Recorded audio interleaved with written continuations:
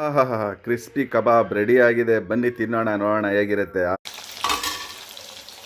ಅರ್ಧ K G chicken, ಶುಂಠಿ ಬೆಳ್ಳುಳ್ಳಿ ಪೇಸ್ಟು, ಅದನ್ನು ನೀಟಾಗಿ ಕಲಿಸ್ಕೊಂಡು, ಇಲ್ಲಿ ನೋಡಿ ಅರಿಶಿನ ಇದೆ, ಮತ್ತು ಉಪ್ಪು, ಪೆಪ್ಪರು, ಮತ್ತು ಖಾರದ ಪುಡಿ ಇಷ್ಟನ್ನು ಹಾಕಿ ಕಲಿಸ್ಕೊಂಡು, ಇದು ಕಾಣಿಸ್ತಾ ಇದೆಯಲ್ಲ, ಇದು ಕಾರ್ನ್ಫ್ಲೋರ್. ಇದು ಕಾರ್ನ್ಫ್ಲೋರ್ಗೆ ಒಂಚೂರು ಪೆಪ್ಪರು, ಉಪ್ಪು, ಖಾರ ಎಲ್ಲನೂ ಇದನ್ನು ಮಿಕ್ಸ್ ಮಾಡ್ಕೋಬೇಕು. ಇದನ್ನು ಉಪ್ಪು ಸ್ವಲ್ಪ ಲೈಟಾಗಿ ಇಷ್ಟನ್ನು ಮಿಕ್ಸ್ ಮಾಡ್ಕೊಂಡು ಇಟ್ಕೋಬೇಕು. ಮತ್ತು ಚಿಕನ್ ಒಂದು ಹಾಫ್ ಆನ್ ಅವರು ಇದು ಎಲ್ಲ ಉಪ್ಪು ಖಾರ ಹಿಡಿಬೇಕು, ಮ್ಯಾರಿನೇಟ್ ಆಗಬೇಕು. ನೀಟಾಗಿ ಮಿಕ್ಸ್ ಮಾಡ್ಕೊಳ್ಳಿ. ಈ ಥರ ಮಿಕ್ಸ್ ಮಾಡಿಕೊಂಡು ರೆಡಿ ಇಟ್ಕೊಳ್ರಿ. ಒಂದು ಮೊಟ್ಟೆ ಅಥವಾ 2 ಮೊಟ್ಟೆ ನಿಮಗೆ ಮಿಕ್ಸ್ ಮಾಡಿ ಈ ಥರ ಸಪ್ರೇಟಾಗಿ ಇಟ್ಕೋಬೇಕು ಇದನ್ನು. ಸ್ನೇಹಿತರೆ, ಅರ್ಧ ಗಂಟೆ ಆಗಿದೆ ಇವಾಗ ಮಿಕ್ಸ್ ಮಾಡಿಟ್ಟು. ಚಿಕನ್ ನೀಟಾಗಿ ಎಲ್ಲ ಉಪ್ಪು ಖಾರ ಎಲ್ಲ ಹಿಡಿದಿದೆ. ಬನ್ನಿ ಇವಾಗ ಮಾಡೋಕ್ಕೆ ರೆಡಿ ಮಾಡ್ಕೊಳ್ಳೋಣ. ಇವಾಗ ಕ್ರಿಸ್ಪಿ ಕಬಾಬ್ ಹೇಗೆ ಮಾಡೋಣ ಅಂತ ತೋರಿಸ್ತೀನಿ. ಇವಾಗ ಒಂದೊಂದು ಪೀಸ್ ಚಿಕನ್ನು ತೊಗೊಂಡು ಈ ಥರ ನಾವು ಕಲಸಿಟ್ಟಿರೋ ಪೌಡ್ರಲ್ಲಿ ಅದನ್ನು ಹಚ್ಚಬೇಕು.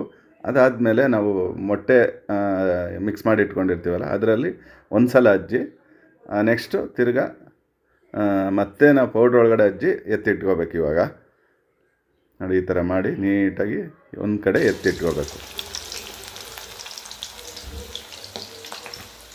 ನೋಡಿ, ಕ್ರಿಸ್ಪಿ ಕಬಾಬ್ ಬೇಯ್ತಾ ಇದೆ. ಒಂದೊಂದೇ ಕಲಿಸ್ಕೊಂಡಿರೋದನ್ನು ಎತ್ತಿ ಹಾಕ್ಕೊಂಡು, ನಿಮಗೆ ಎಣ್ಣೆ ಎಷ್ಟು ಬೇಕು ನೋಡ್ಕೊಂಡು ಹಾಕ್ಕೊಳ್ಳಿ.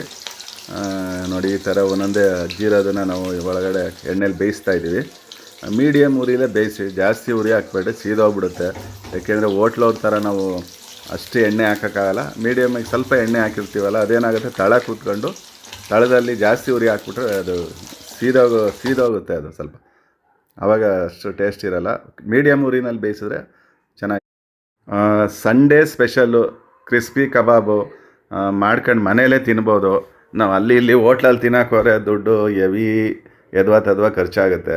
ಅದ್ರ ಬದಲು ಈ ಥರ ಒಂದು ಅರ್ಧ ಕೆ ಜಿ ಚಿಕನ್ ತಂದು ಒನ್ ಟೈಮ್ಗೆ ಆರಾಮಾಗಿ ಮಾಡ್ಕೊಂಡು ತಿನ್ಬೋದು.